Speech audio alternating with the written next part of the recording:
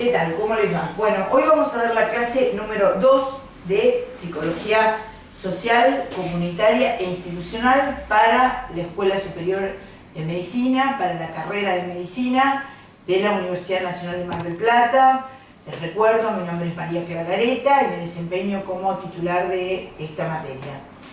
Hoy les voy a hablar de algo que probablemente muchos de ustedes ya han oído hablar y ya tienen una idea, ¿no? Voy a hablar de lo que se llama las disciplinas y las relaciones entre sí, de las disciplinas, lo que se llama multidisciplinario, interdisciplinario, transdisciplinario. Bueno, en realidad cuando uno va al médico, ¿no? Uno dice, bueno doctor, me duele la cabeza, entonces por ahí un médico le dice, bueno, va primero a la guardia, en la guardia, no sé, le dan algo para el dolor de cabeza, transitoriamente pase, después pasa al neurólogo, después por ahí lo derivan al psiquiatra, después lo derivan por ahí si tiene algún problema endocrinológico, bueno, diferentes áreas de la medicina, y el paciente se pregunta, pero ¿por qué nadie me atiende del todo, no? En realidad, las áreas del conocimiento son múltiples y cuanto más avanza la investigación, digamos, más producción de conocimiento, porque el conocimiento se produce, es un producto, se produce conocimientos en diferentes áreas, y uno se plantea cómo justamente podemos, ¿cómo decirles?, empezar a plantear cierta situación de cómo interactúan esas disciplinas. Esas disciplinas pueden actuar de diferente manera. Voy a ir al pizarrón, como en la clase número 1 trabajamos la deconstrucción del nombre psicología social, institucional y comunitaria, y ahora vamos a plantear un tema, que es justamente la cuestión de cómo entender el tema de las disciplinas y sus conexiones, ¿no? Llamando disciplina a un conjunto discursivo que se ocupa de un tema. Entonces, por ejemplo, ya dijimos, la psicología es una disciplina, la medicina es una disciplina, y cuando esas disciplinas se ponen en funcionamiento, se practica esa disciplina. Entonces, también dentro del conjunto de la medicina hay disciplinas porque hay las llamadas especialidades, pero a veces las especialidades funcionan de una manera como para ayudar un problema que tiene el paciente y en otros momentos no funcionan tan bien como se esperaría. Esas disciplinas entre sí, esas áreas del conocimiento, esos discursos, ¿no? Pueden tener relaciones diferentes, ¿no? Puede haber multidisciplina, pueden tener una relación en donde se llame multidisciplinario, multidisciplinario, ¿no? Bueno, acá quedó un poco tachado el pizarrón, no importa, ustedes van a entender multidisciplinario. Entonces, miren, vamos a hacerlo de esta manera para que quede más claro para todos. Multidisciplina, ¿no? Entonces, ahí ya tenemos una forma en donde la disciplina se articula. Ahora vamos a ir a entenderla, multidisciplina. Vamos a entender lo que también hay otra forma que se llama interdisciplina. Y vamos a ver transdisciplina, que son formas de articulación, de conexión, de ver cómo estas diferentes formas de entender problemas y aportes de conocimiento se conectan entre sí. La multidisciplina se caracteriza por una juxtaposición de conocimientos. Entonces, por ejemplo, es como si en un pase de sala una persona le doliera el estómago y entonces un médico clínico dijera, bueno, no, es porque come mucho, una nutricionista dijera, bueno, es porque come mal, el gastroenterólogo porque tiene acidez, digamos, el cirujano debe tener una hernia de hiato, digamos, se pueden plantear como varios diagnósticos y no haber una conexión. Entonces estarían yuxtapuestos diferentes conocimientos, ¿no? De uno y de otro, ¿se entienden? De uno y de otro estarían en yuxtaposición. Entonces, justamente la multidisciplina es cuando funcionan en yuxtaposición estos conocimientos. Por otro lado, tenemos otra forma de conectarse estas disciplinas que se llama interdisciplina, y es cuando ya aparece cierta conectividad entre las diferentes áreas de conocimiento, y de esa manera puede haber como un diálogo entre las diferentes formas de ver el mismo problema, ¿se entiende? Entonces eso lo llamamos interdisciplina. Y después está la transdisciplina, que como dice su prefijo trans, está a través de diferentes disciplinas y tiene un paradigma en común como para ver el problema. Y toda la dimensión de la materia que queremos dar de psicología social, institucional y comunitaria que nosotros les queremos plantear es yendo a entendiendo la realidad. Y una de las formas que perturba el entendimiento de la realidad es pensarlo desde un ideal. Nosotros no queremos darles una forma ideal para que ustedes piensen. Queremos, como les dije en la primera clase, transmitir simbólicos, transmitir experiencias, transmitir situaciones en las cuales ustedes aprendan a entender determinados conflictos. Y con esto de las disciplinas y cómo se conectan las disciplinas, hay una reyerta, se puede decir. Y no hay que tener miedo a cuando haya un problema, cuando haya problematizaciones. Hay que saber soportar, ¿no? Que todas las cosas no cierren como uno quisiera que estén. Todo esté clarísimo, prolijísimo y muy aceitado. Uno tiene que tolerar el nivel de conflicto. Esto es lo que les proponemos de la materia. Entonces, la transdisciplina, que parecía lo ideal hace unos años, en donde desde un único paradigma uno podía ver toda la dimensión de los conocimientos, es algo que ha entrado en cierta discusión porque por ahí podemos hacer algo del orden de la interdisciplina, digamos, podemos estar en conversación, en conexión con otras personas que piensan de una forma diferente a la nuestra o que toman como objeto de estudio un objeto de estudio diferente al nuestro, y podemos llegar a determinar determinado conflicto. Quiero decirles esto, no es tan importante ponerse en un todo de acuerdo, lo importante es tolerar las diferencias. Tolerar las diferencias es algo que queremos enseñarles desde esta materia. Cada uno de ustedes debió tener ya unas múltiples experiencias de cómo arribar a unanimidad sobre un tema o poder ver diferentes puntos de vista.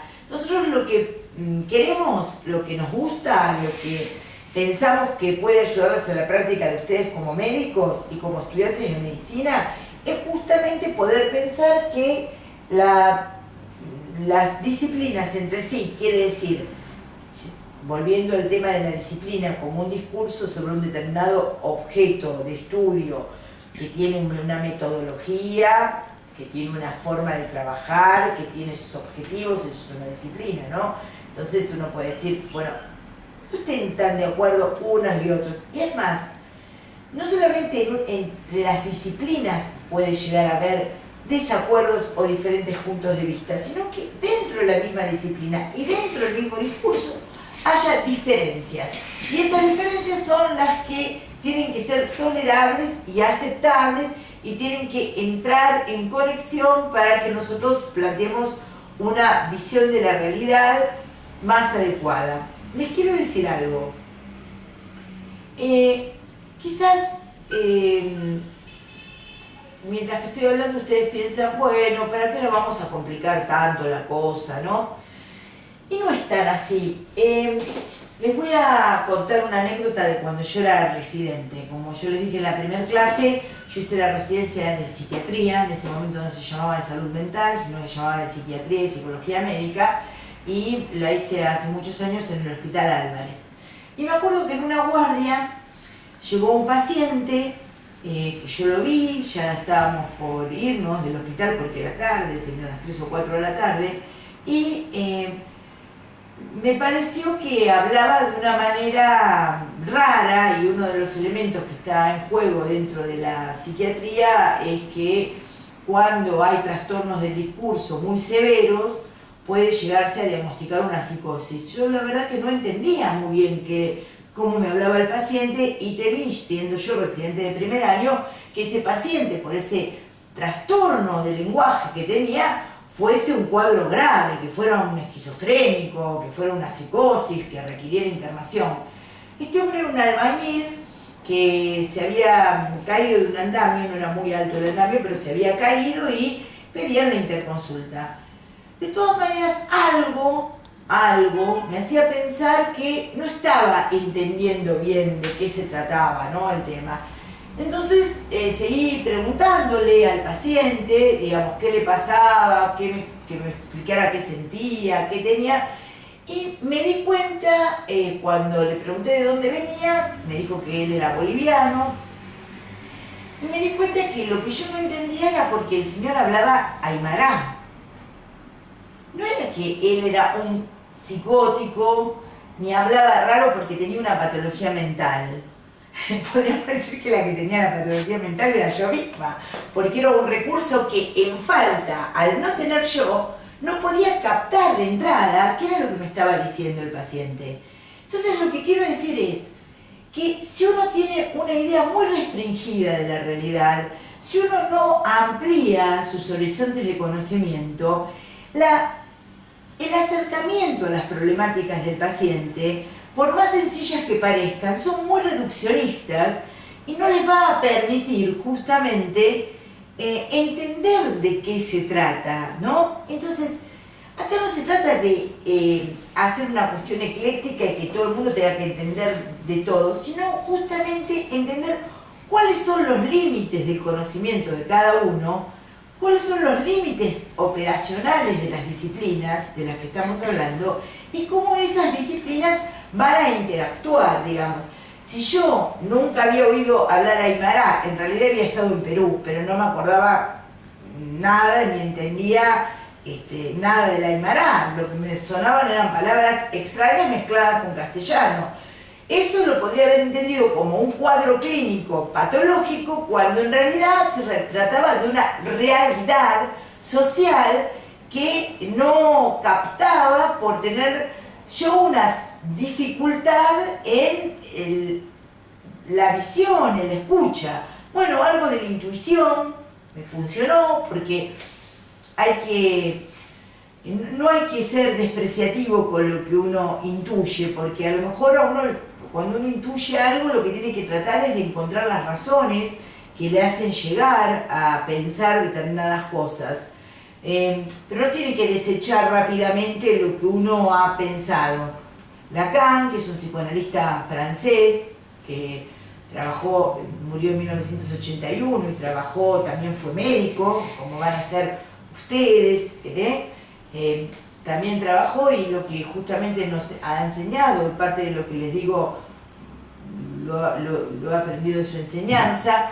Lacan decía que no había que pensar que había un pensamiento intuitivo y un pensamiento racional como dos líneas separadas, sino que justamente el pensamiento intuitivo y el racional justamente se reúnen, y que a veces el intuitivo, la persona que tiene intuición, implica que no sabe dar paso, no sabe dar cuenta de los pasos intermedios que lo llevaron a determinada conclusión.